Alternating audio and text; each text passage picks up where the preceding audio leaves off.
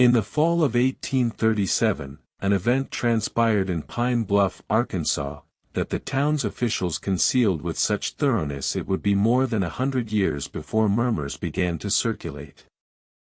On Thanksgiving evening, within what had once been the most opulent plantation home in Pulaski County, an enslaved man called Samuel was said to have murdered his owner with his bare hands, breaking Colonel Jeremiah Ruddle's neck as easily as a dried stick.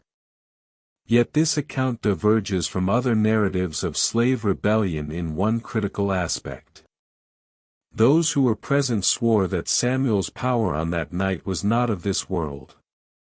Strength sufficient to crush a man's skull with one grip, to twist iron implements into intricate knots, and to impress handprints so profoundly into oak support beams that they remain visible to this day. The official documents were classified, the witnesses were compelled into silence, and every mention of the event was expunged from regional publications. What truly occurred at Rutledge Plantation that Thanksgiving? And what compelled 3 separate county officials to spend their remaining years insisting that what they witnessed defied every rational explanation? Before we proceed with the saga of Samuel and the mysteries interred below Rutledge Plantation, if these lost fragments of American history captivate you, please subscribe and inform us in the comments which state you are hearing this from. For the story we tell tonight may be nearer to your home than you imagine. Our tale commences in the core of the Arkansas Territory, 20 miles south of Pine Bluff, where the Arkansas River meandered through some of the most fertile cotton-growing lowlands in the South. By 1837, Rutledge Plantation had expanded to dominate over 3,000 acres, cultivated by the labor of nearly 200 enslaved individuals, who existed under the shadow of Colonel Jeremiah Ruddle's majestic Greek Revival manor. Rutledge was himself a man of paradox, a lawyer born in Massachusetts who had migrated south in his 20s, lured by the prospect of fortune in cotton speculation. Unlike many plantation masters born into the institution, Rutledge had actively selected it. And perhaps because of that conscious decision, he governed his property with a systematic brutality that appalled even his peers. He maintained precise logs of punishments, kept intricate breeding records for his human chattel, and was known across Pulaski County for his clinical methodology regarding slave management. The enslaved community at Rutledge Plantation dwelled in 2 separate quarters. The field laborers in crude hutments near the river, and the domestic staff in somewhat superior lodgings closer to the main house.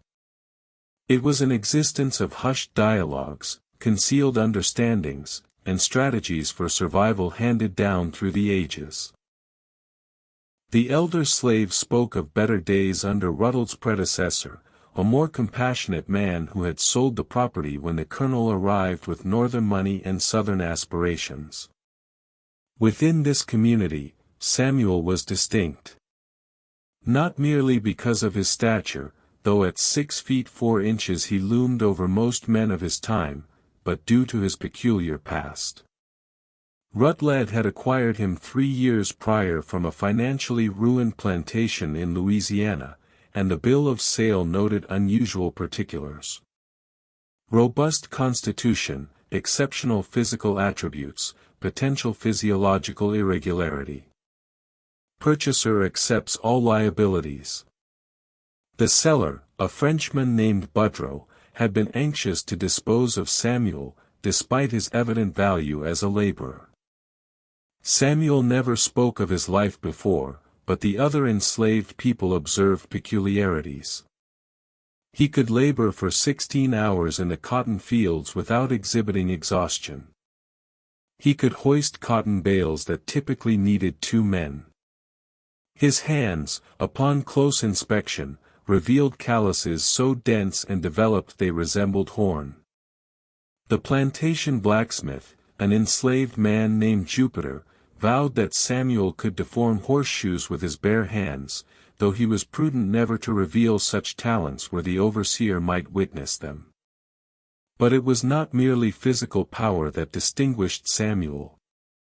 There was a sharp intelligence in his gaze, a literacy meticulously concealed that hinted at an education far beyond what any enslaved person was allowed to possess. In the deep night, some claimed to see him etching symbols into the earth outside his cabin. Not English letters, but something else entirely. Something that bore a resemblance to mathematical equations. Colonel Rutledge developed a specific fascination with Samuel, though not born of benevolence. The colonel had heard whispers of the slave's extraordinary attributes and perceived an opportunity for both profit and scientific exploration. Rutledge considered himself a scholar, a subscriber to phrenology journals and agricultural publications that debated the natural diversity in human specimens. He initiated what he termed strength evaluations on Samuel, timing his labor, quantifying his output, and recording his abilities in leather-bound diaries kept secured in his library. These sessions occurred in the plantation's old carriage house, secluded from observation. Rutledge would command Samuel to lift progressively heavier items, anvils, tree trunks, even segments of iron machinery, while he took notations and performed calculations. The colonel was especially intrigued by what seemed to be Samuel's capacity to work without tiring, frequently driving him for hours past the point where ordinary men would succumb. By the autumn of 1837, these evaluations had adopted a more sinister character. Rutledge had started inviting visitors to observe what he named his demonstrations. Affluent planters from adjacent counties arrived to witness the slave who could allegedly accomplish acts of impossible strength. Some demonstrations involved contests of lifting, others required Samuel to bend iron rods or shatter thick wooden planks with his hands. But as Thanksgiving neared, a shift began in Samuel's behavior. The other enslaved people noticed it first, a tautness in his motions, a faraway expression in his eyes, as though he were calculating something. Jupiter, the blacksmith, later informed investigators that Samuel had started posing odd questions about the plantation's arrangement, about Colonel Rutledge's routines, about which domestic workers had entry to which sections of the great house. The Rutledge household was preparing for what the colonel intended to be his most magnificent Thanksgiving celebration yet. He had invited more than 40 guests from places as distant as Memphis and New Orleans, including several who had specifically asked to see his remarkable subject. The menu had been planned for weeks, with special luxuries ordered from as far as Baltimore. Most significantly, Colonel Rutledge had arranged a special after-dinner exhibition featuring Samuel, one that he vowed would astonish his guests and secure his reputation as Arkansas's most progressive plantation owner. What Rutledge did not realize was that Samuel had been listening. The house servants, moving unseen through the mansion as they readied for the event, had overheard discussions concerning the planned demonstration. More alarmingly, they had glimpsed some of Colonel Rutledge's private journals, left unattended in his study. The passages they had seen mentioned final experiments, ultimate strength limitations, and acceptable losses in the name of scientific progress. As Thanksgiving Day 1837 broke, clear and cool over the Arkansas lowlands, both Colonel Rutledge and Samuel were completing their final preparations.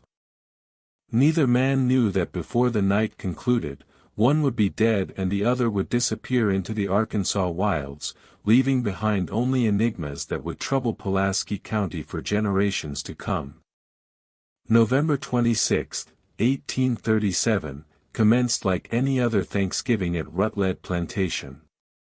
But undercurrents of strain were unmistakable to those who knew what to observe. By sunrise, the mansion's kitchen was a hive of frantic activity as house slaves labored under the supervision of Molly Chittenden, the head cook, preparing a banquet for 50 guests in the plantation's grand dining hall. Samuel had been tasked with preparing the grounds, arranging extra seating on the mansion's expansive veranda, and ensuring the oil lamps were correctly filled and positioned for the evening's amusement. But those laboring beside him detected a difference, an efficiency of movement, as if he were preserving his strength for a particular purpose. His usual readiness to undertake the most arduous tasks had been replaced by a deliberate measurement of exertion that appeared almost tactical. Colonel Rutledge passed the morning in his study, reviewing his notes and preparing for what he had privately labeled the grand demonstration. His journals from that day, uncovered decades later during the mansion's demolition, revealed his exhilaration about showing his guests what he believed would be the definitive proof of his theories concerning human physical limits. The last entry, inscribed in his precise handwriting that morning, stated, "Today I shall push the specimen beyond all previous thresholds. Science demands nothing less than complete understanding." The guests started arriving around noon, their carriages forming a steady procession along the plantation's oak-lined avenue. Among them were some of the most distinguished names in Arkansas society: Judge Cornelius Dillingham from Pine Bluff, plantation owner Samuel Vaughn from Helena, and Dr. Nathaniel Peton, a physician from Memphis notorious for his writings on racial physiology. But the visitor who attracted the most notice was Professor Emanuel Voss, a German immigrant who professed expertise in what he termed physical anthropology, and who had journeyed from St. Louis to observe Rutledge's famous slave. As the afternoon advanced and the guests enjoyed pre-dinner beverages on the veranda, Samuel continued his preparations with the methodical exactness of a man adhering to a carefully practiced scheme. Jupiter the blacksmith later told investigators that when he tried to converse with Samuel around 3 o'clock, the larger man had gazed at him with eyes that seemed to look straight through him, as if his mind were elsewhere entirely. The dinner itself unfolded without event. The guests dined on roasted turkey, sugar-cured ham, cornbread stuffing, and an assortment of seasonal vegetables, all prepared by skilled hands who moved invisibly between kitchen and dining room. Conversation flowed as freely as the wine, covering topics from cotton prices to territorial politics and the escalating tensions between North and South that would erupt into war just 4 years later. But as the evening approached its climax, Colonel Rutledge rose to address his guests, his face flushed with wine and expectation. "Gentlemen," he declared, his voice cutting through the hum of discussion.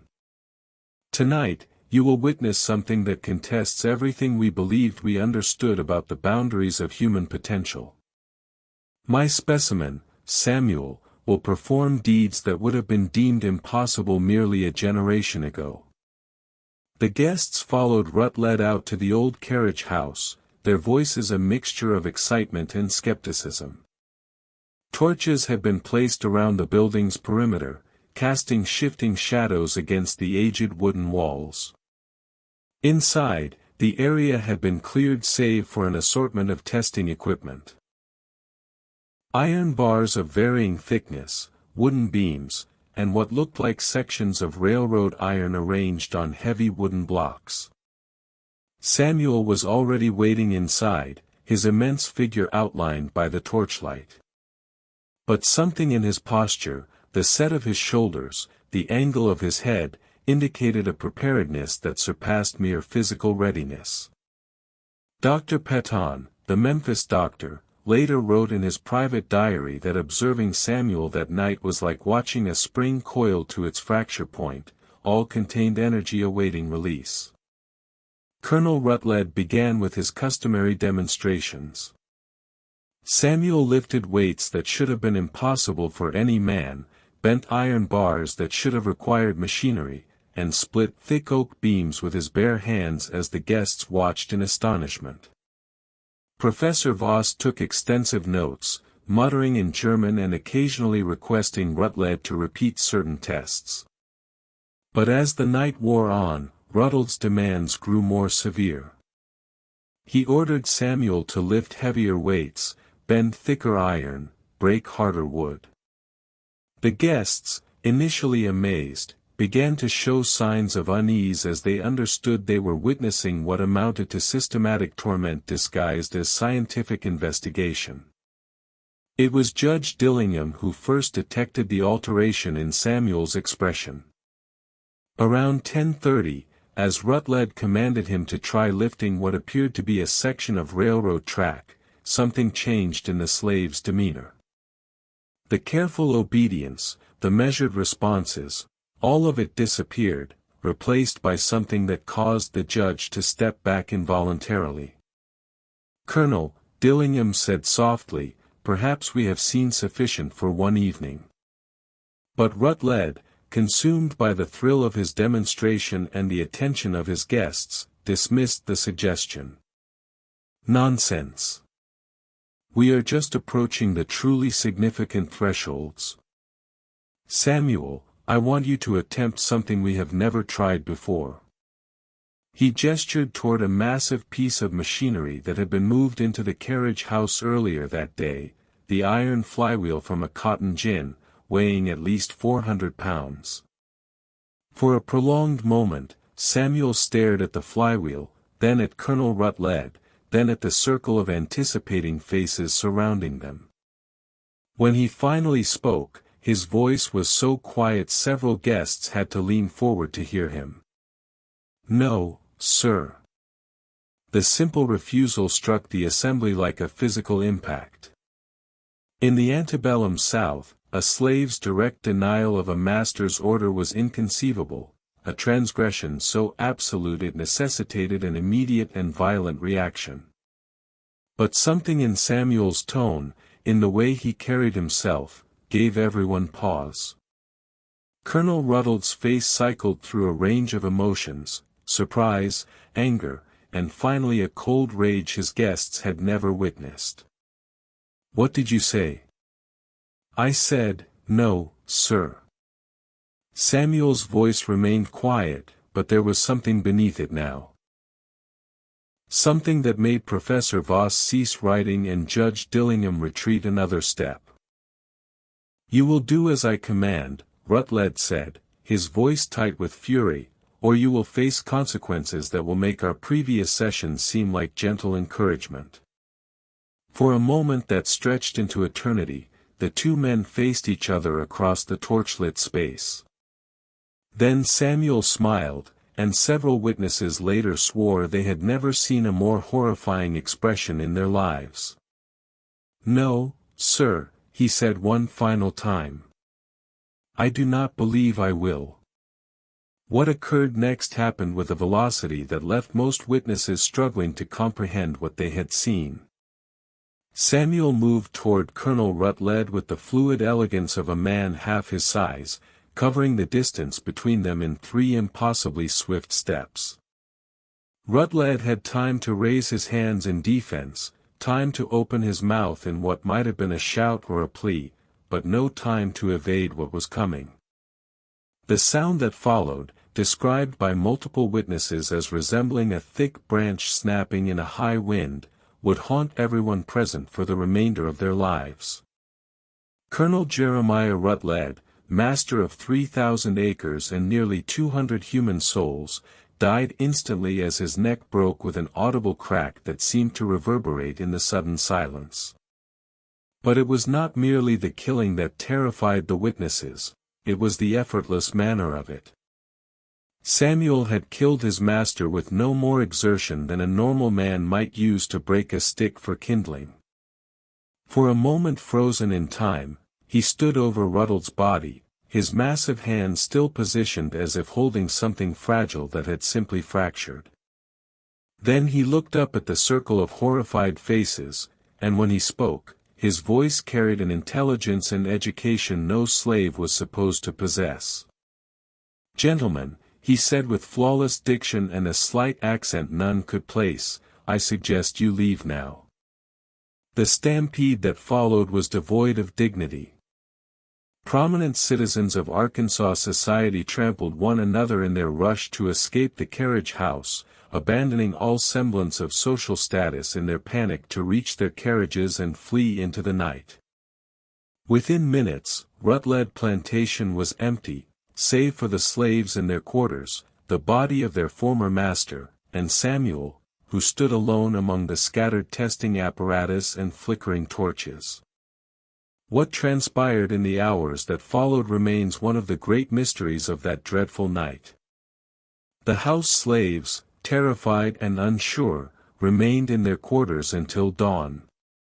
When they finally emerged, they found the carriage house empty, the torches extinguished, and Colonel Ruddle's body missing. Samuel had vanished as utterly as if he had never existed, leaving behind only the deep handprints pressed into the oak beams where he had demonstrated his strength, and a plantation full of people who suddenly found themselves without a master, without guidance, and without any notion of what would come next.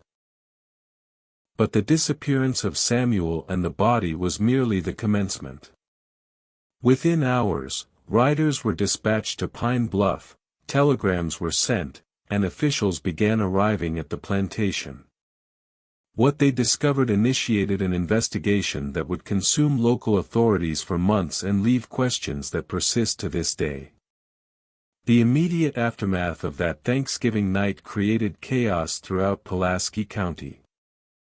By dawn on November 27, word had spread through the network of plantation owners, overseers, and county officials that formed the backbone of Arkansas society. The implications were staggering, not merely because a slave had killed his master, but because of how completely Samuel had disappeared and how profoundly traumatized the witnesses had become. Judge Cornelius Dillingham, one of the most respected legal minds in the state, returned to Pine Bluff in a condition his clerk described as complete nervous prostration. Dr. Nathaniel Peton, the Memphis physician, admitted himself to a private sanitarium and refused to speak about the events for over a year. Professor Voss simply disappeared, abandoning his hotel room and leaving behind only a trunk full of notes written in what appeared to be a blend of German and a form of mathematical notation no one could decipher. Sheriff Thomas Brieg reached Rutland Plantation at first light, accompanied by a contingent of armed deputies and several volunteer militia members from Pine Bluff. What they anticipated finding was a crime scene, evidence of violence, possibly an ongoing slave revolt, and certainly some trace of Samuel's flight. Instead, they discovered something far more disquieting, a plantation where life appeared to have simply halted. The house slaves, when questioned, gave accounts that were frustratingly consistent and utterly unhelpful. Yes, they had heard raised voices from the carriage house around 10:30. No, they had not investigated. Slaves learned early not to interfere in their master's affairs. Yes, they had seen lights moving around the plantation late into the night, but from their quarters they could not determine who carried them or where they were going. Most frustrating of all, when pressed about Samuel himself, the slaves became almost incapable of providing useful descriptions. He was tall, they concurred. He was strong, certainly. But when questioned about his personality, his habits, his relationships with other slaves, they grew vague and evasive in ways that suggested either deliberate concealment or genuine confusion about who Samuel had truly been. Jupiter, the plantation blacksmith, proved the most communicative witness, though his testimony raised more questions than it answered. Under pressure from Sheriff Brieg, he admitted that Samuel had possessed unusual strength far beyond normal human capability. But when pressed for specifics, Jupiter's account grew increasingly strange. He could work all day without getting tired, Jupiter testified, his hands twisting nervously, but it wasn't a natural tiredness, you understand. It was like he was powered by something different than the rest of us. And sometimes late at night, I'd see him doing things that didn't make sense. What kind of things? Sheriff Brieg pressed. He'd be working with numbers, scratching them in the dirt, but they weren't like any numbers I ever seen. And sometimes he'd be talking to himself, but not in English, in something else. Something that sounded, Jupiter hesitated, clearly struggling for description. Something that sounded like he was giving orders, not just talking. Like he was accustomed to being in charge of things. The physical evidence at the plantation was equally perplexing. The carriage house showed clear signs of the previous night's activities, scattered weights, bent iron bars, broken wooden beams, but there was no blood despite the violent nature of Colonel Ruddle's death. There were no distinct footprints leading away from the building, despite the soft earth that should have preserved tracks. Most mysteriously, there was no body. Sheriff Brieg organized search parties that scoured the Arkansas lowlands for miles in every direction. They dragged ponds, searched abandoned buildings, followed every creek and river within a 20-mile radius. But Samuel seemed to have vanished like morning mist, leaving no trace of his passage. The investigation took on an increasingly desperate character as days became weeks.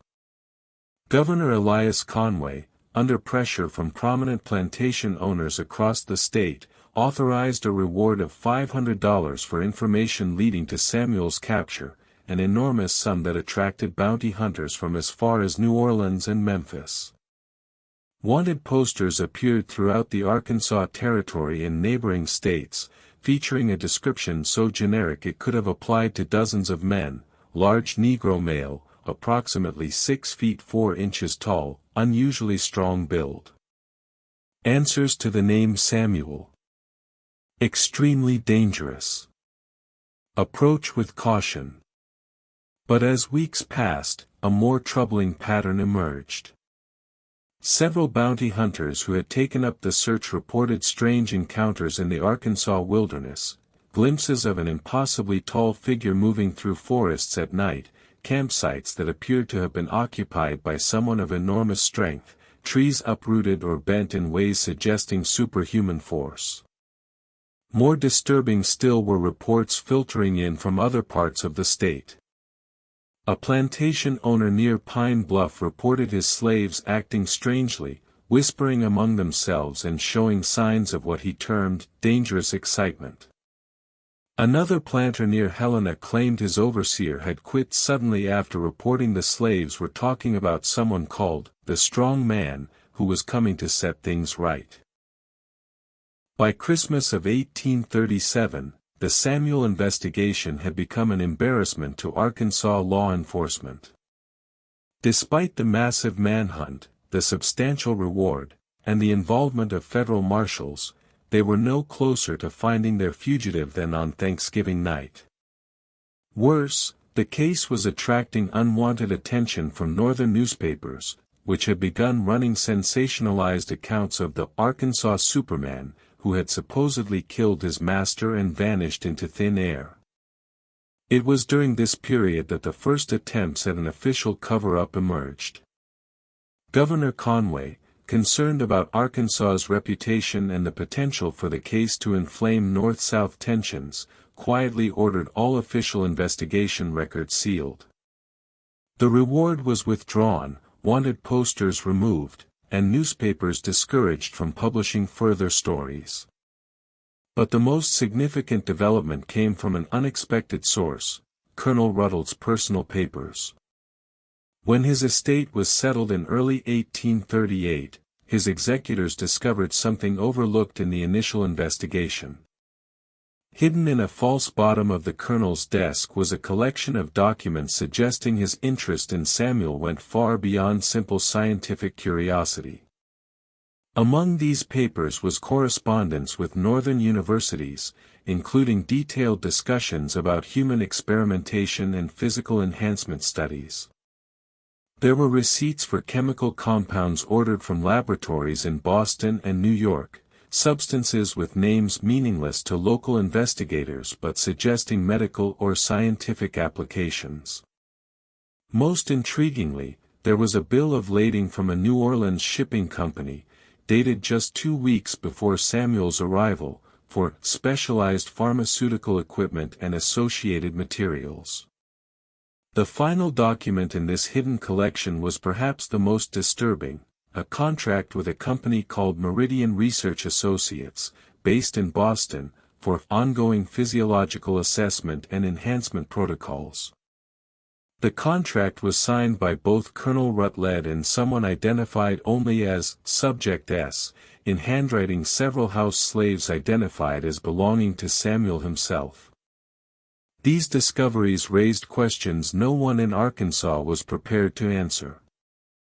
Had Samuel been part of a medical experiment? Had Colonel Rutledge been collaborating with Northern interests to develop new forms of human enhancement? And if so, what did that mean for understanding the events of Thanksgiving night, 1837? The official response to these revelations was swift and decisive. The documents were classified as sensitive estate materials, sealed by court order, and transferred to federal custody. The executors were sworn to secrecy. The house slaves who had identified Samuel's handwriting were quietly sold to plantations in distant states, and all mention of Meridian Research Associates was scrubbed from official records. But rumors persisted, spreading through the underground networks connecting slave communities across the South. Stories of the strong man who had broken his chains and disappeared into legend. Tales of government experiments and Northern conspiracies. Whispers about other plantations where similar specimens might be undergoing similar treatments, and what might happen if they, too, decided they had endured enough. As 1838 dawned over Arkansas, the Samuel case officially ceased to exist. But in slave quarters throughout the South, in the private correspondence of worried plantation owners, and in the locked files of federal offices in Washington, the questions raised by that one Thanksgiving night continued to multiply. And somewhere in the vast wilderness of the Arkansas Territory, those who claimed to have seen him insisted that Samuel was still out there, growing stronger, biding his time, and possibly planning something that would make his actions at Rutledge Plantation seem like merely the beginning. The spring of 1838 brought new developments that would deepen the mystery of Samuel's disappearance and raise questions about the true nature of what had occurred at Rutledge Plantation. The first indication that the case was far from closed came from an unexpected source, the Pinkerton Detective Agency, which had been quietly hired by unknown parties to conduct its own investigation. Allen Pinkerton himself arrived in Pine Bluff in March, accompanied by two of his most experienced operatives. Unlike local authorities who had focused on tracking Samuel's movements after the killing, the Pinkertons were interested in what had happened before his arrival at the plantation. Their investigation would uncover a trail stretching back through Louisiana, Mississippi, and eventually to medical facilities in the Northeast conducting human improvement research. The Pinkerton investigation began with the original bill of sale. Detective James Hawthorne, posing as a potential slave buyer, traveled to Louisiana to interview the original seller, the Frenchman named Boudreaux. What he discovered was deeply unsettling. Boudreaux's plantation, located in the bayou country south of New Orleans, had been the site of extensive medical experiments under the guise of a Southern Health Initiative. The program, ostensibly studying diseases common among enslaved populations, had actually been testing chemical compounds and medical procedures designed to enhance human physical capabilities. The Frenchman was nervous the moment I mentioned Samuel's name, Hawthorne wrote in his confidential report. He kept insisting he had disclosed all known risks in the bill of sale, that he bore no responsibility for what happened afterward. But when pressed, he admitted that Samuel had been part of an enhancement protocol for over 2 years before the sale. According to Boudreaux, the Southern Health Initiative had been funded by a consortium of Northern investors interested in developing more efficient labor systems. The experiments involved exposing subjects to chemical treatments, monitored exercise regimens, and nutritional optimization protocols. Most subjects showed modest improvements, a few showed dramatic changes, and a very few, like Samuel, displayed capabilities transcending normal human limitations. But there were side effects, Budrow confided. The enhanced subjects showed signs of independence, they became harder to control, more questioning of authority, and some began displaying intellectual capabilities that were most disturbing. Samuel was among the worst, or the best. He learned to read and write within months, understood complex mathematical concepts, and started asking questions about the nature of the treatments. The Louisiana experiments had been shut down abruptly in 1834 when several enhanced subjects escaped during a revolt that left 3 overseers dead. Most escapees were recaptured and quietly disposed of, but a few, including Samuel, were sold to distant plantations with carefully worded disclaimers. This revelation led the Pinkertons to investigate the northern connections. They discovered a network of medical facilities, research institutions, and private laboratories conducting similar experiments throughout the 1830s. The work was funded by private investors, government contracts, and military interests seeking to develop enhanced soldiers. The central figure was Dr. Marcus Kleinman, a German immigrant who had established research facilities in Boston, Philadelphia, and Baltimore. Kleinman's work focused on human optimization using chemical treatments, physical conditioning, and psychological conditioning to create individuals with enhanced capabilities. His test subjects were drawn from prisons, immigrant populations, and enslaved individuals purchased for experimentation. Detective Sarah Chen, one of Pinkerton's most skilled female operatives, infiltrated Kleinman's Boston facility by posing as a nurse. Her reports revealed the program's scope and sophistication. The facility maintains detailed records on over 200 subjects who have undergone various levels of enhancement treatment, she wrote. Successful subjects show increases in physical strength ranging from 50% to, in extraordinary cases, over 300% of baseline human capability. But the most disturbing discovery came from Kleinman's private correspondence. The doctor had been in regular communication with Colonel Rutledge, receiving detailed reports on Samuel's progress and providing guidance on maximizing his capabilities. More alarming, the letters revealed that Rutledge's Thanksgiving demonstration had been planned with Kleinman as the ultimate test of Samuel's enhancement. The subject has reached the limits of our current understanding, one letter read. The demonstration you have planned will provide crucial data about the psychological breaking points of enhanced subjects.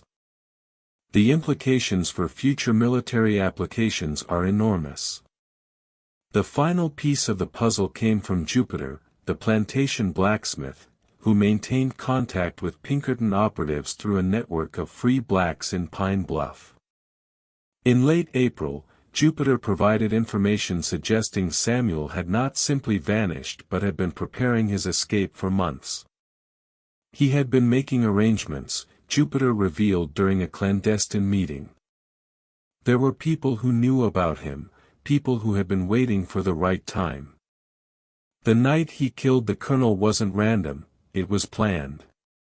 And there were others involved, people who helped him get away.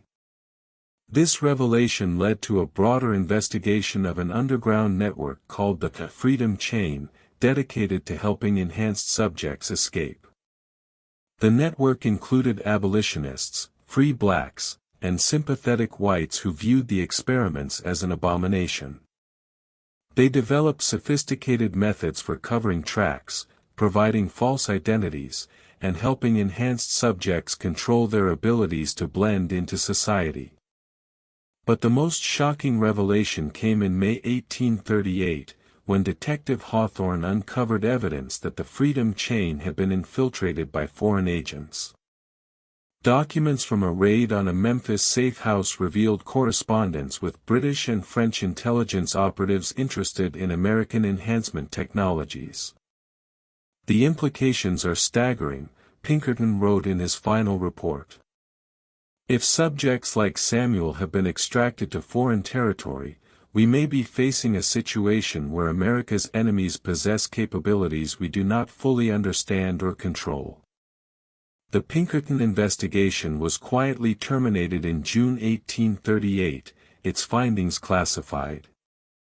But the questions it raised continued to reverberate in Washington, where officials grappled with the implications.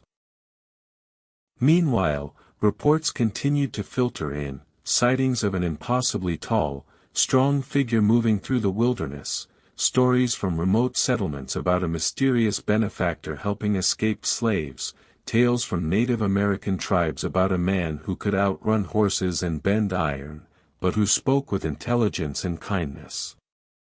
And in the ruins of Rutledge Plantation, now abandoned and being reclaimed by wilderness, visitors reported strange phenomena, deep handprints in oak beams that seemed to grow more distinct, areas where the ground seemed compressed by enormous force, and sometimes on quiet nights, the sound of someone moving through the old carriage house, as if a massive figure were testing his strength against invisible weights.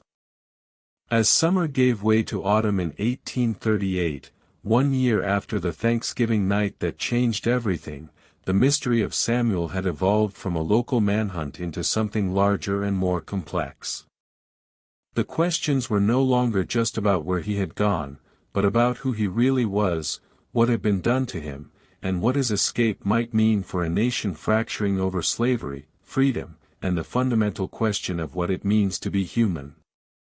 Just when we thought we'd seen it all, the horror in Arkansas intensifies. If this story gives you chills, share it with a friend who loves dark mysteries. Hit that like button to support our content, and don't forget to subscribe to never miss stories like this. Let's discover together what happens next, because the most terrifying revelations are yet to come.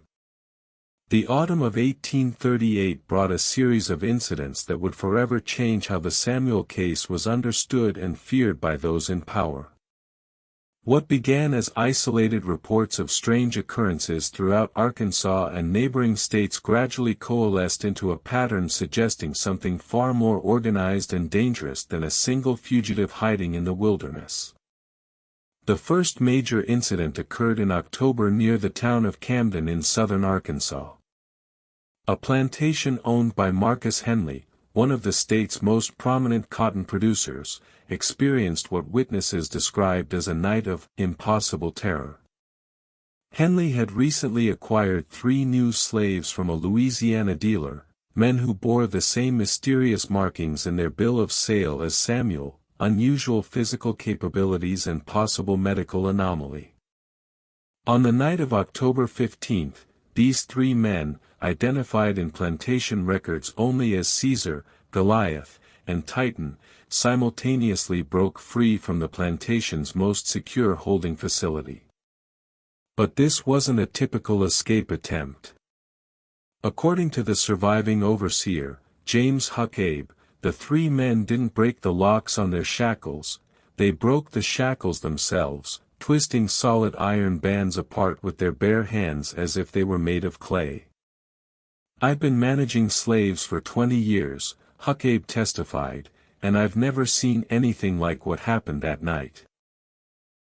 These men moved like they could see in the dark, coordinated like they'd been planning this for years instead of days. And the strength, God help me, the strength was inhuman. The 3 enhanced slaves systematically destroyed every piece of restraint equipment on the plantation, not just their own bonds, but every chain, every lock, every iron bar that could be used to confine human beings. They accomplished this destruction in complete silence, without waking the house slaves or alerting the guards until they were ready to leave. When they departed, They took with them detailed maps of the local area and supplies suggesting they were planning a much longer journey than a simple escape. But the Camden incident was just the beginning. Within weeks, similar reports arrived from plantations throughout the region. In Mississippi, 2 enhanced subjects escaped from a research facility near Natchez, leaving behind equipment twisted into abstract sculptures of bent metal. In Louisiana, a group of 4 enhanced individuals broke free from an escape-proof facility, systematically destroying every document and research note related to the enhancement program. The pattern was clear and terrifying. The enhanced subjects weren't just escaping randomly, they were being coordinated by a central authority that knew exactly where they were held and how to free them. More disturbing, they possessed intelligence about the enhancement program itself, targeting specific facilities and destroying specific evidence with precision suggesting inside knowledge. Dr. Marcus Kleinman, the German researcher instrumental in developing the enhancement protocols, arrived in Pine Bluff in November to consult with federal authorities. His assessment was grim. "We are dealing with subjects who have been fundamentally altered, not just physically, but intellectually," he reported. The enhancement process appears to have created individuals with capabilities that extend far beyond our original parameters. They are displaying strategic thinking, coordination abilities, and problem-solving skills that suggest we may have inadvertently created a form of enhanced intelligence. Kleinman's most disturbing revelation concerned the psychological profiles. The treatments that increased strength and endurance also appeared to break down mental barriers limiting human potential. Enhanced subjects showed increased memory capacity, faster learning abilities, and, most troubling, what appeared to be a form of shared consciousness allowing them to coordinate actions across vast distances. "We believe," Kleinman admitted, "that we may have accidentally created a new form of human being, one that views ordinary humans not as equals, but as inferior. The implications for social control, for the entire structure of our society, are catastrophic." Meanwhile, the search for Samuel himself took on new urgency as authorities began to suspect he was not just another escaped subject, but possibly the coordinating intelligence behind the growing network. Reports described sightings of an impossibly tall figure appearing at plantations and research facilities days before mass escapes, as if conducting reconnaissance. Thomas Bogard, a bounty hunter tracking enhanced subjects since the Camden incident, provided the most detailed account of an encounter with what he believed was Samuel. In late November, while following tracks near the Buffalo River in northern Arkansas, Bogard claimed to have come face-to-face with the fugitive in a remote canyon. "He was standing on a ledge about 30 feet above me," Bogard reported to federal marshals. "And I knew immediately that this wasn't someone I could take alive. The size of him was inhuman. He had to be close to 7 feet tall and built like he could tear a tree out of the ground. But it wasn't his size that scared me, it was his eyes. He looked at me like he was calculating exactly how long it would take to kill me and whether it was worth the effort." According to Bogard, Samuel spoke to him in perfect English with an accent suggesting extensive education. "He told me that I was hunting the wrong prey. He said that men like him weren't the problem, we were. He said that for too long people had been treated like property, like animals to be experimented on and discarded. He said that was going to change whether we wanted it to or not." The encounter ended without violence only because Samuel chose to leave. "He just stepped backward off that ledge," Bogard reported. "And when I climbed up to see where he'd gone, there was nothing. No tracks, no sign he'd ever been there. Just those deep handprints in the rock where he'd been gripping the stone." By December 1838, The enhanced subject situation had escalated to the point where President James Buchanan received regular briefings about the Samuel crisis. The implications were staggering, not just for immediate security concerns, but for broader questions about human experimentation, states' rights, and the nature of freedom and slavery already tearing the country apart. Military officials developed contingency plans for enhanced subject containment operations, but their planning was complicated by a disturbing realization: they had no clear understanding of how many enhanced individuals had been created, where they all were, or what their ultimate capabilities might be. The various research programs had been conducted in secret with minimal coordination and virtually no central record keeping. "We may be facing a situation," wrote General Winfield Scott in a classified memo, "where our own scientific ambitions have created a threat that we are fundamentally unprepared to address." These enhanced subjects appear to possess not only superior physical capabilities but also tactical intelligence that makes them extremely difficult to track or contain. If they are indeed being coordinated by a central authority, possibly this Samuel figure, then we may be dealing with what amounts to an insurgency led by individuals who are virtually superhuman. The final incident of 1838 occurred on New Year's Eve at a remote research facility in eastern Tennessee. The facility, operating under military auspices and hidden in the Cumberland Mountains, had been conducting enhancement experiments on volunteer soldiers promised improved strength and endurance. The program was so classified that even the governor of Tennessee was unaware of its existence.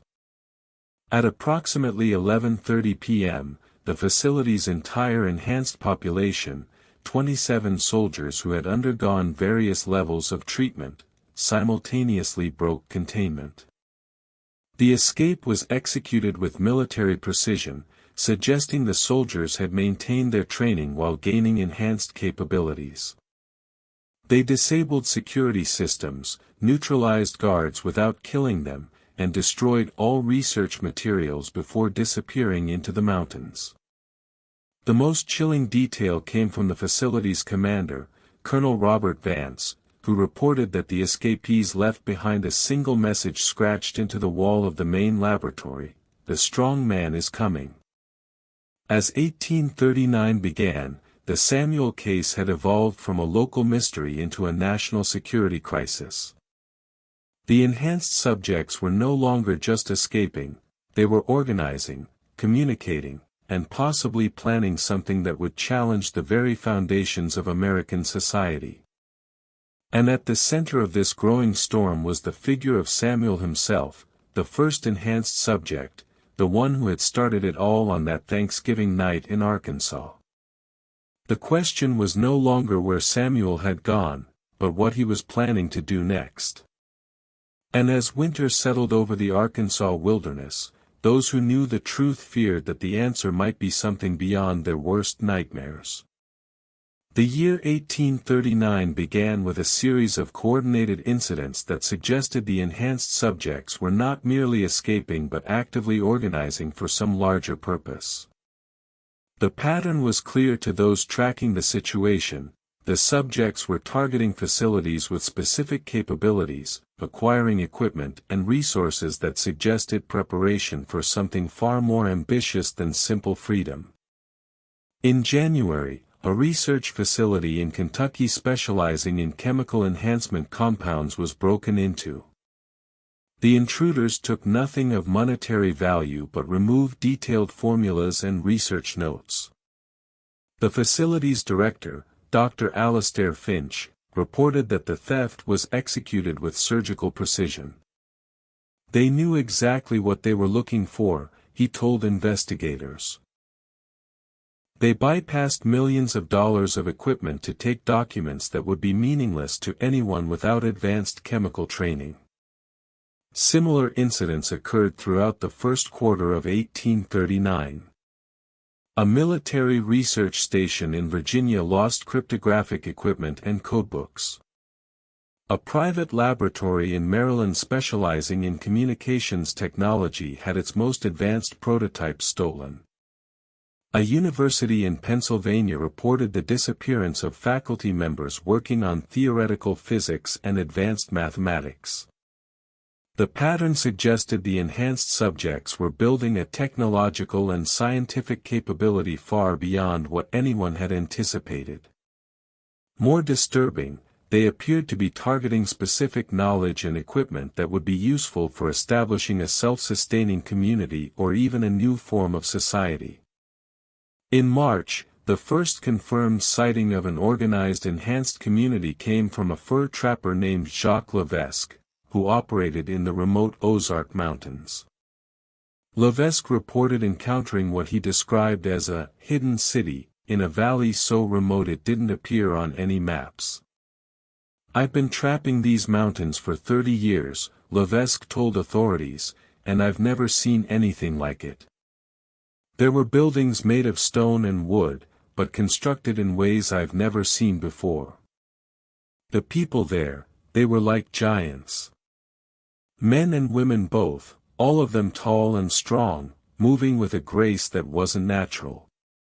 And they had lights that glowed without fire, machines that hummed without steam."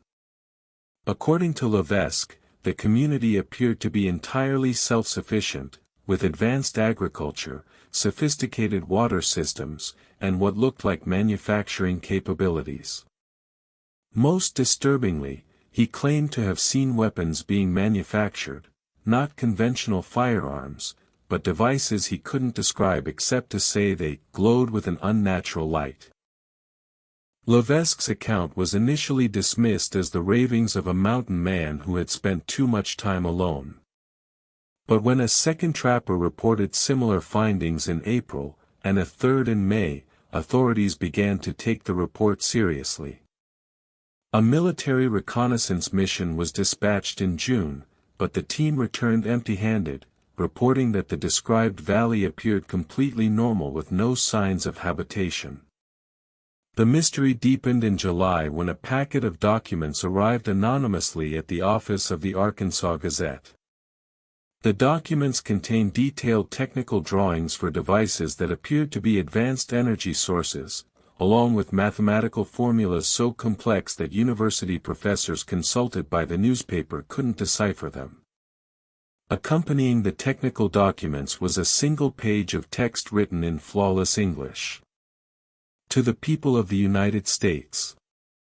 We are the product of your ambition, created in your laboratories, enhanced by your science. But we are not your property.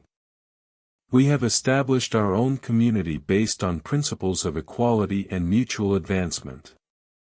We seek no conflict, but we will defend ourselves if threatened. The age of enhancement has begun, whether you are prepared for it or not. The document was signed simply, "The Free Enhanced." The publication of this manifesto caused panic in government circles. President Buchanan convened an emergency cabinet meeting to discuss what was now being called the enhanced crisis. The discussion revealed how little the government actually knew about the situation. Estimates of the number of enhanced individuals ranged from fewer than 100 to several thousand. Their capabilities were unknown, their intentions unclear, and their location a mystery. General Winfield Scott proposed a military solution, a large-scale operation to locate and neutralize the enhanced community before it could become a greater threat.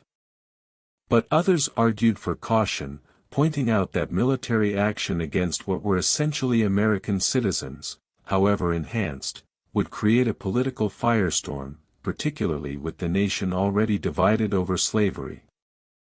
While the government debated, reports continued to filter in from across the country. Enhanced individuals were spotted in cities from Boston to New Orleans, always briefly, always disappearing before they could be apprehended. They appeared to be establishing a network of contacts and supporters, both among the enslaved population and in abolitionist circles. The most dramatic incident occurred in August 1839, when a group of enhanced individuals intervened to stop a slave auction in Richmond, Virginia. Witnesses described four figures of extraordinary size and strength appearing as if from nowhere, disabling the auctioneers and overseers with precise, non-lethal force, and freeing over 30 slaves who were then escorted to safety. The enhanced individuals moved with such speed and coordination that local authorities were unable to respond effectively. "It was over in minutes," reported one witness. "They came, they freed the slaves, and they were gone before anyone really understood what was happening. It was like watching ghosts, but ghosts made of solid muscle and moving faster than any human has a right to move." This incident marked a turning point in public perception. Newspapers sympathetic to abolition began portraying the enhanced individuals as heroes, modern-day Robin Hoods fighting against the injustice of slavery. Pro-slavery publications, meanwhile, depicted them as monsters, unnatural creations that threatened the very fabric of society. Through all of this, the figure of Samuel remained elusive but ever-present. Reports placed him at the center of the enhanced community in the Ozarks, coordinating their activities and planning their next moves. Some accounts described him as a benevolent leader, guiding his people toward peaceful coexistence. Others portrayed him as a revolutionary, preparing for a conflict that would reshape America. The final documented sighting of Samuel in 1839 came from a traveling preacher named Elijah Matthews, who claimed to have been invited into the enhanced community after helping an injured enhanced individual in the mountains. Matthews described Samuel as a figure of almost mythical proportions, not just physically imposing, but possessing a wisdom and intelligence that commanded respect. He spoke of a future where enhancement would be available to all who sought it, Matthews reported.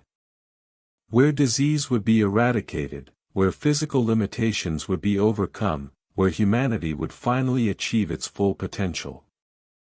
But he also spoke of the dangers, of enhancement falling into the wrong hands, of creating new forms of inequality, of repeating the mistakes of the past with new technology. According to Matthews, Samuel and the enhanced community were preparing for what they called the Great Revelation, the moment when they would openly reveal their existence to the world and make enhancement technology available to all. But they were waiting for the right moment, when society would be ready to accept them not as monsters or property, but as equals. As 1839 drew to a close, the Samuel case had transformed from a simple mystery into what historians would later call the first chapter of the enhancement era. The questions were no longer about what had happened on a single Thanksgiving night in Arkansas, but about what kind of future humanity was heading toward, and what role the enhanced would play in shaping that future. The story of Samuel was no longer just a story, it was becoming the foundation of a new mythology for a changing world.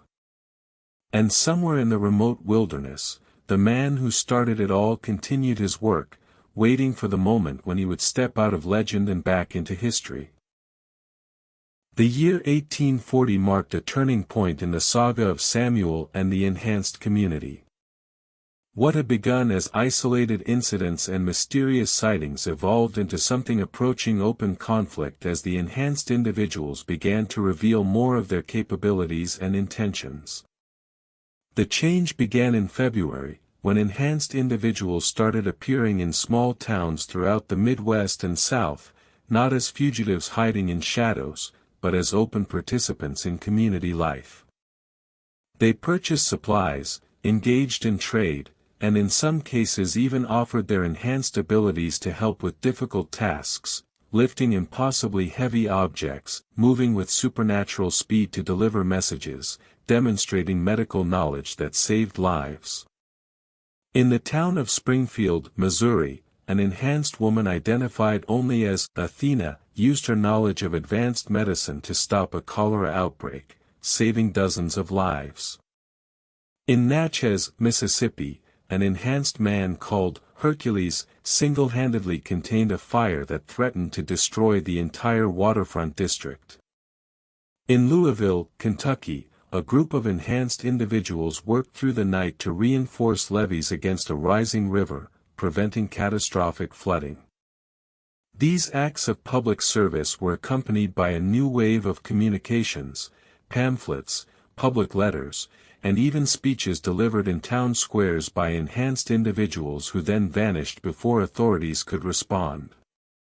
The message was consistent: the enhanced were not monsters or threats, they were the next step in human evolution, and they wanted to help humanity advance rather than replace it. But not all interactions were peaceful.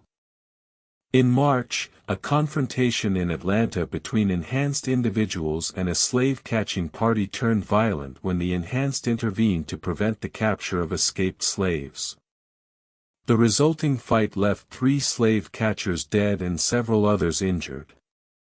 The enhanced individuals involved, identified as Caesar, Goliath, and Titan, the same 3 who had escaped from the Camden plantation in 1838, disappeared into the city's underground, but not before delivering a warning to local authorities.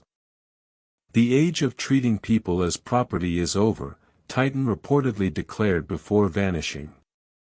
We will not stand by while human beings are bought and sold like cattle. The enhanced are here, and we stand with the oppressed. This incident sparked a nationwide debate about the enhanced and their role in the growing conflict over slavery. Abolitionist leaders began to openly speculate that the enhanced might be the key to ending slavery forever. Pro-slavery politicians demanded immediate action to neutralize the enhanced threat before it could destabilize the entire Southern economy. President Buchanan, facing increasing pressure from both sides, authorized the creation of a special task force dedicated to understanding and managing the enhanced situation. The Enhanced Research and Response Agency (ERRA) was established in April 1840, with broad powers to investigate enhancement technology, track enhanced individuals, and develop strategies for either integration or containment. The ERRA's first director, former General Harrison Caldwell, took a pragmatic approach. "We cannot fight what we do not understand," he declared in his inaugural address. "Our first priority must be to understand the enhanced, their capabilities, their intentions, and their weaknesses. Only then can we determine the appropriate response." Under Caldwell's leadership, the ERRA began a systematic study of enhancement technology, consulting with the few researchers who had been involved in the original programs and were willing to talk. What they discovered was both promising and terrifying. Enhancement technology, properly developed and controlled, had the potential to eradicate disease, extend human lifespan, and create capabilities that could transform society. But in the wrong hands, or if developed without proper safeguards, it could also create new forms of inequality and oppression far worse than anything that had come before. Meanwhile, reports continued to arrive describing the enhanced community in the Ozarks. It had grown into what witnesses called a city of tomorrow, with architecture and technology decades ahead of anything in the outside world. The enhanced had developed clean energy sources, advanced medical facilities, and educational systems that produced individuals with knowledge and capabilities far beyond normal human limits. Most intriguing were reports of enhanced children, the first generation born to enhanced parents, displaying capabilities that dwarfed even those of their elders.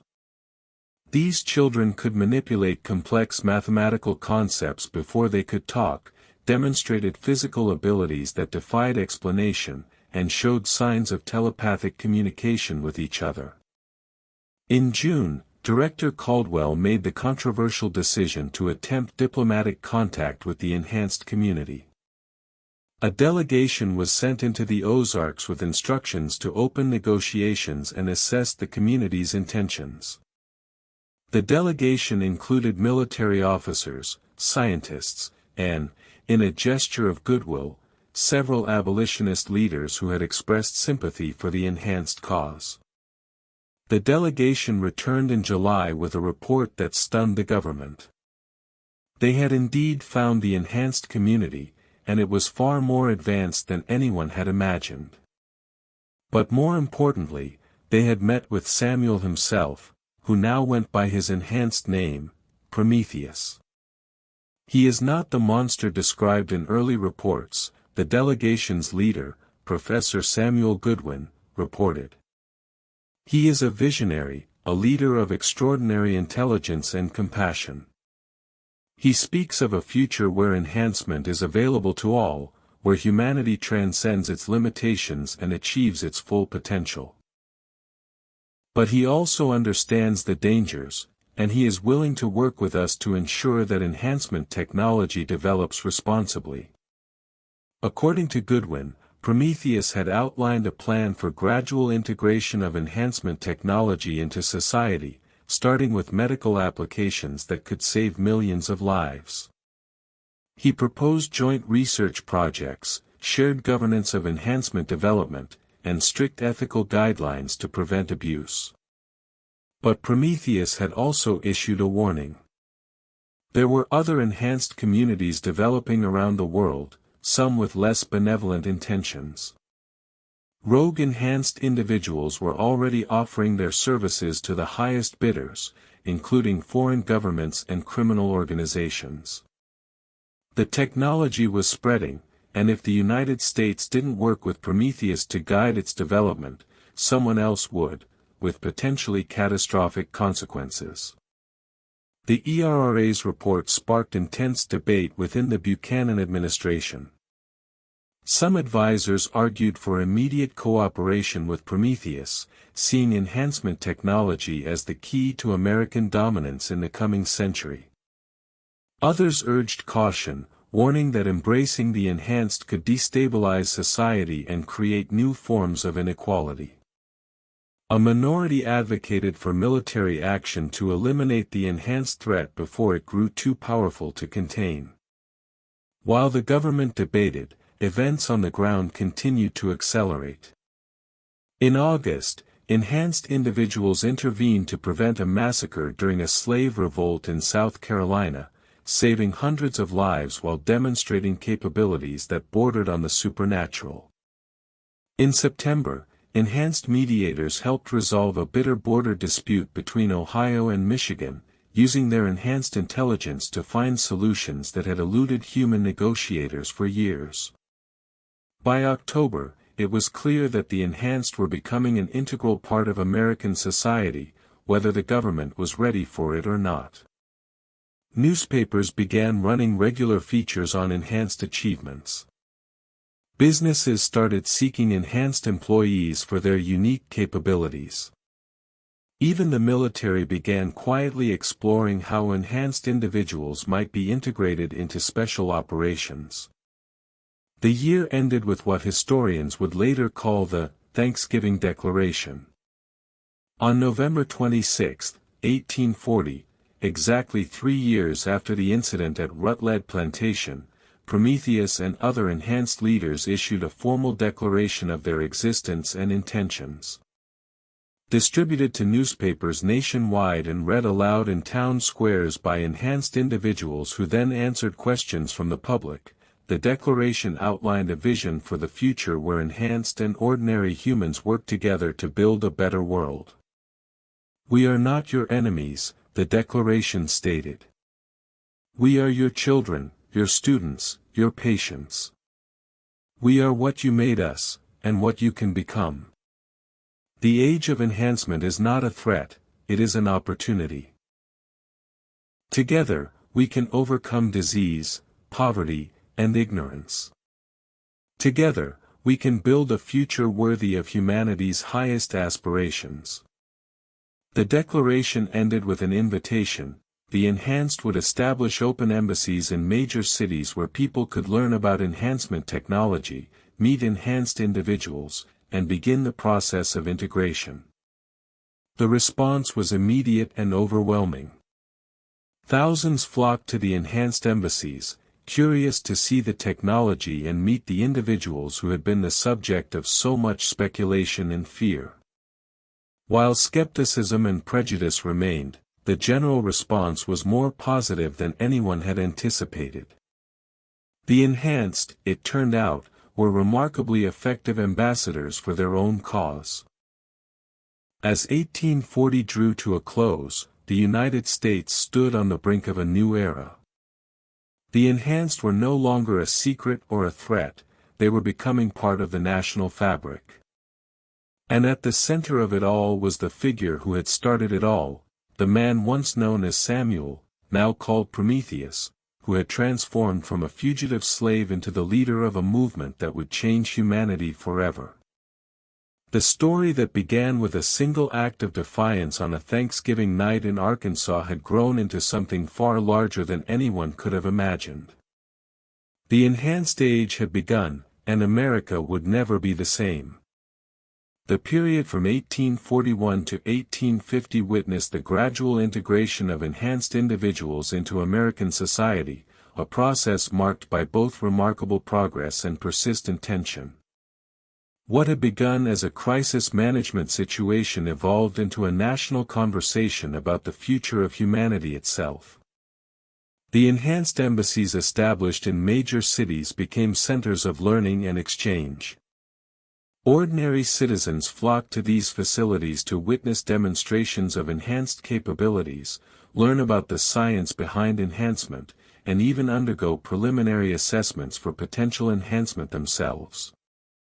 The technology, once shrouded in secrecy, became the subject of public fascination and scientific study. Prometheus, formerly Samuel, emerged as the public face of the enhanced movement.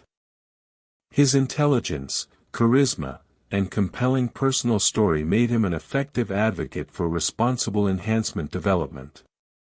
In speeches and writings, he articulated a vision of guided evolution, the idea that humanity should actively shape its own development rather than leaving it to chance.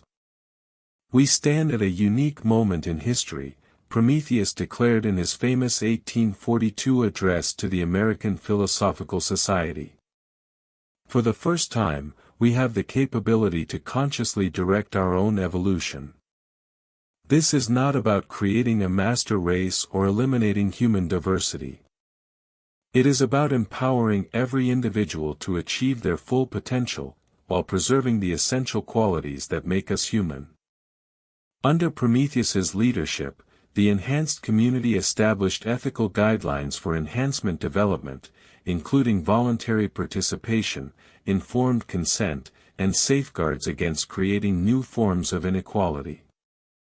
They also began working with medical researchers to develop therapeutic applications of enhancement technology, leading to breakthroughs in treating diseases that had plagued humanity for centuries. But not everyone embraced the enhanced future. A movement called the Naturalists emerged, arguing that enhancement technology was unnatural and dangerous. Led by charismatic figures like Reverend Jeremiah Blackwell, the Naturalists warned that enhancement would destroy human dignity, create unbridgeable divides between enhanced and ordinary humans, and ultimately lead to the loss of what made humanity special. "We are playing God with forces we do not understand," Blackwell thundered in his widely distributed pamphlets. "These enhanced individuals may seem benevolent now, but what happens when they decide that ordinary humans are obsolete? What happens when they use their superior abilities to dominate rather than serve?" The naturalist movement found particular resonance in the South, where enhancement technology threatened to undermine the economic foundation of slavery. Why own slaves when enhanced individuals could perform the work of 10 men? Why maintain a system of human bondage when technology offered the promise of abundance without exploitation? This tension came to a head in 1844, when enhanced individuals began actively assisting the Underground Railroad, using their capabilities to help slaves escape to freedom. The enhanced could move through the wilderness with supernatural speed and stealth, disable pursuers without killing them, and navigate using abilities that bordered on preternatural. The most famous of these enhanced conductors was a figure known as Mercury, who reportedly helped over 300 slaves escape to freedom in a single year. Southern planters demanded federal action against what they called enhanced interference with property rights, while abolitionists celebrated the enhanced as heroes in the fight against slavery. The political situation became increasingly volatile as the nation moved toward the presidential election of 1844. The enhanced question became a central issue, with candidates taking positions ranging from full embrace of enhancement technology to calls for its complete prohibition. The election of James K. Polk, who took a moderate position on enhancement, did little to resolve the underlying tensions. Polk advocated for careful regulation of enhancement technology but refused to take a strong stand on the slavery question, hoping to maintain the delicate balance between North and South. Meanwhile, enhancement technology continued to advance at a breathtaking pace. By 1845, researchers had developed safe and reliable enhancement procedures that could be performed on consenting adults. The first enhancement clinics opened in major cities, offering services ranging from physical augmentation to cognitive enhancement. While expensive, the technology became increasingly accessible, leading to the emergence of the first generation of voluntary enhanced individuals who had chosen enhancement rather than being born with it or subjected to it without consent. This development created new social complexities. How should society treat those who chose enhancement? Were they still fully human? What rights and responsibilities came with enhanced capabilities? These questions became the subject of intense legal and philosophical debate. The enhanced community itself underwent significant changes during this period. As more individuals underwent enhancement, the community diversified, encompassing a wide range of abilities, backgrounds, and perspectives. While Prometheus remained the most visible enhanced leader, new voices emerged advocating for different approaches to integration and development. By 1847, enhanced individuals had become commonplace in many fields. Enhanced scientists made breakthroughs in physics and chemistry. Enhanced engineers designed structures and machines that seemed impossible. Enhanced physicians developed treatments that bordered on miraculous. The economic impact was profound, as enhanced capabilities drove innovation and productivity to unprecedented levels. But inequality persisted. Enhancement technology remained expensive, creating a divide between those who could afford enhancement and those who could not. Critics warned that society was splitting into two classes, the enhanced elite and the ordinary masses. Prometheus and other enhanced leaders responded by establishing programs to make enhancement more accessible, but the fundamental problem remained. The year 1848 brought the publication of the Enhanced Manifesto, a collaborative work by Prometheus and other enhanced thinkers that outlined a comprehensive vision for an enhanced society. The manifesto argued that enhancement technology, properly governed, could eliminate poverty, disease, and ignorance within a generation. But it also warned against the dangers of uncontrolled enhancement and called for international cooperation to ensure the technology developed responsibly. We stand at a crossroads, the manifesto concluded. Enhancement technology can lead us to a golden age of human achievement, or it can create new forms of oppression and inequality worse than anything we have known. The choice is ours, and we must make it wisely. The manifesto sparked global interest, with translations appearing throughout Europe and Asia. Governments around the world began developing their own enhancement programs, leading to concerns about an enhancement arms race. Prometheus emerged as a leading voice for international cooperation, advocating for shared ethical standards and collaborative research. As the decade drew to a close, the United States found itself transformed by the enhanced phenomenon. The enhanced were no longer mysterious figures from the wilderness, they were neighbors, colleagues, and leaders. The technology they represented promised solutions to problems that had plagued humanity for millennia, but also created new challenges that tested the nation's political and social institutions. The story that began with a single enhanced individual asserting his freedom on a Thanksgiving night in Arkansas had grown into a global movement that was reshaping humanity's future. The enhanced age was no longer coming, it had arrived. And the world would never be the same. The period from 1850 to 1860 witnessed the full integration of enhancement technology into American society and the beginning of its global spread. What had begun as a controversial experiment became an accepted part of human development, transforming everything from medicine to manufacturing, from education to exploration. The enhanced population grew rapidly during this decade, thanks to both natural increase and the growing availability of voluntary enhancement procedures.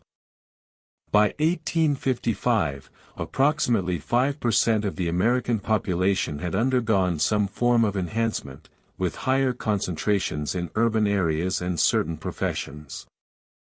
Enhanced individuals became commonplace in fields requiring exceptional physical or cognitive abilities, from construction to research science. The economic impact was profound. Enhanced workers could perform tasks that would have been impossible for ordinary humans, leading to productivity gains that drove unprecedented economic growth. Factories redesigned around enhanced capabilities produced goods at speeds and quality levels previously unimaginable. Enhanced engineers designed bridges, buildings, and machines that pushed the boundaries of what was thought possible. But this transformation was not without its dislocations. Many ordinary workers found themselves displaced by enhanced competitors who could work faster, longer, and better. The Enhanced Adjustment Act of 1852 established programs to retrain workers displaced by enhancement technology, but resentment simmered beneath the surface of economic prosperity. The enhanced community itself continued to evolve. The first generation of natural enhanced, those born to enhanced parents, came of age during this period, displaying capabilities that often surpassed even their enhanced elders. These, second-generation enhanced, faced unique challenges, navigating a world where their abilities were simultaneously extraordinary and increasingly normal. Prometheus remained the most prominent enhanced leader, but his role evolved from advocate to statesman. In 1853, he established the Institute for Guided Evolution, a research and educational facility dedicated to the responsible development of enhancement technology. The institute became a global center for enhancement research, attracting the brightest minds from around the world. The political landscape continued to be shaped by enhancement technology. The enhanced question became intertwined with the growing conflict over slavery, as enhancement technology offered an alternative to forced labor while simultaneously threatening traditional social structures. Southern states passed laws restricting enhancement technology, fearing it would undermine their slave-based economy. Northern states generally embraced enhancement, seeing it as key to economic and social progress.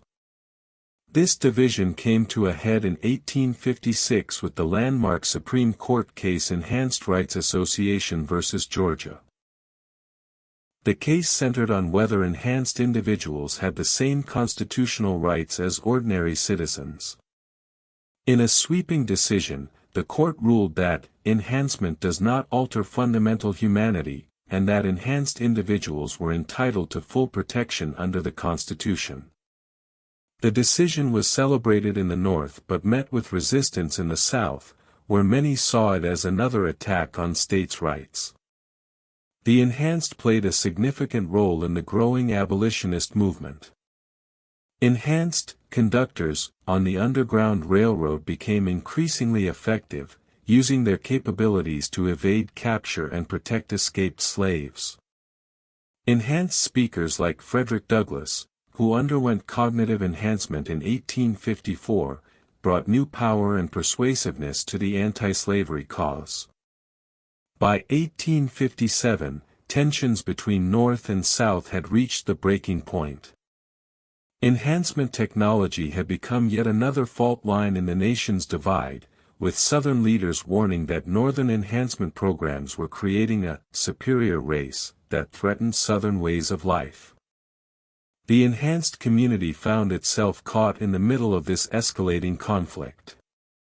While most enhanced individuals opposed slavery, they were divided on how aggressively to confront it. Prometheus advocated for peaceful change through technological and social progress, while a more radical faction led by figures like Titan argued for direct action to dismantle the slave system. The year 1859 brought the crisis to a head with John Brown's raid on Harper's Ferry. Enhanced individuals played controversial roles in the raid, with some providing logistical support and others attempting to mediate between Brown and federal authorities. The raid's failure and Brown's subsequent execution further polarized the nation, with enhanced activists on both sides becoming more militant. As the 1860 presidential election approached, the enhanced question was inseparable from the slavery question. Abraham Lincoln's election on a platform opposing the expansion of slavery was seen by Southern leaders as a direct threat, made more urgent by Lincoln's support for responsible enhancement development. The enhanced community watched with apprehension as Southern states began seceding after Lincoln's election. Many enhanced leaders, including Prometheus, had worked for years to prevent exactly this outcome. Now they faced the prospect of a nation torn apart, with enhancement technology likely to play a decisive role in whatever conflict followed. When Confederate forces fired on Fort Sumter in April 1861, the enhanced community faced a difficult choice. Should they remain neutral in what many saw as a political conflict? Should they throw their capabilities behind the Union cause? Or should they focus on protecting enhanced interests regardless of national boundaries? Prometheus ultimately decided that the enhanced could not stand aside while the nation determined the future of freedom and equality. In a famous speech delivered days after Fort Sumter, he declared that the enhanced would support the Union cause, but with specific conditions. Enhanced capabilities would be used only to protect civilians, enhanced would not be compelled to serve against their will, and the war must be fought with the goal of creating a more just and equitable society. The Enhanced Volunteer Corps was established in May 1861, with enhanced individuals from across the North offering their services to the Union cause. Their capabilities would prove decisive in many early engagements, from intelligence gathering to logistics to medical services. But their involvement also raised troubling questions about the future of warfare and the role of enhanced individuals in society. As the Civil War began in earnest, the enhanced found themselves at the center of the conflict that would determine America's future. The story that began with one man's quest for freedom had become inextricably linked with the nation's struggle over the meaning of freedom itself. The enhanced age had arrived, and it would be tested in the crucible of war. The Civil War years from 1861 to 1865 represented both the culmination of tensions that had been building around enhancement technology and a proving ground for its capabilities. The enhanced volunteers who served with Union forces demonstrated abilities that often turned the tide of battle, but their participation also raised profound questions about the future of warfare and human equality. The Enhanced Volunteer Corps, EVC, operating under Prometheus's ethical guidelines, initially focused on non-combat roles. Enhanced medics could move through battlefields with supernatural speed, retrieving wounded soldiers from impossible situations and performing emergency procedures in the field. Enhanced engineers built fortifications in hours that would have taken ordinary workers days. Enhanced scouts provided intelligence that gave Union generals unprecedented awareness of Confederate movements. But as the war intensified, the distinction between combat and support roles blurred. At the First Battle of Bull Run, enhanced medics found themselves defending field hospitals against Confederate attacks, their enhanced strength and reflexes making them formidable defenders. After this engagement, the EVC established enhanced combat units, though with strict rules of engagement emphasizing minimal force and protection of civilians. The enhanced quickly proved their value on the battlefield. At the Battle of Antietam, an enhanced unit led by Titan held a crucial bridge against repeated Confederate assaults, buying time for Union reinforcements to arrive. At Gettysburg, enhanced scouts detected General Longstreet's flanking movement hours before it would have been apparent through conventional means, allowing Union forces to prepare their defenses. But enhanced capabilities also created new horrors. Enhanced snipers could hit targets at impossible distances. Enhanced soldiers could carry artillery pieces into positions previously thought inaccessible. The war's death toll might have been even higher without the enhanced medics who saved thousands of lives, but the very existence of enhanced warriors troubled many observers. "We are creating a new kind of warfare," wrote General William Sherman after witnessing enhanced troops in action. "One where individual soldiers possess capabilities that would have been considered magical a generation ago. The implications for future conflicts are both promising and terrifying." The enhanced presence also had significant political implications. Confederate leaders denounced enhanced soldiers as unnatural abominations, and threatened to execute any enhanced prisoners as illegal combatants. This policy led to several tragic incidents where enhanced soldiers were summarily executed after capture, which in turn led to harsh reprisals from Union forces. Behind the lines, enhancement technology continued to advance rapidly. The war effort drove innovation in medical enhancement, with procedures developed to help wounded soldiers recover more completely and quickly. These advances would later benefit civilians, but during the war they remained largely military secrets. The enhanced community itself became increasingly divided over the war. While most supported the Union cause, a significant minority advocated for enhanced neutrality, arguing that enhanced individuals should not participate in what they saw as a conflict between ordinary human factions. A small number of enhanced individuals even offered their services to the Confederacy, though their motives ranged from Southern sympathy to simple mercenary interest. Prometheus worked throughout the war to maintain enhanced unity and focus on the larger goal of a more just society. In his famous Letter from the Institute, circulated among enhanced communities in 1863, he argued that the war was about fundamental principles that affected enhanced and ordinary humans alike. "This conflict is not merely about states' rights or even slavery alone," he wrote. "It is about whether a society can endure half slave and half free. We who have known what it is to be treated as property have a particular understanding of what is at stake. Our capabilities give us not just power, but responsibility."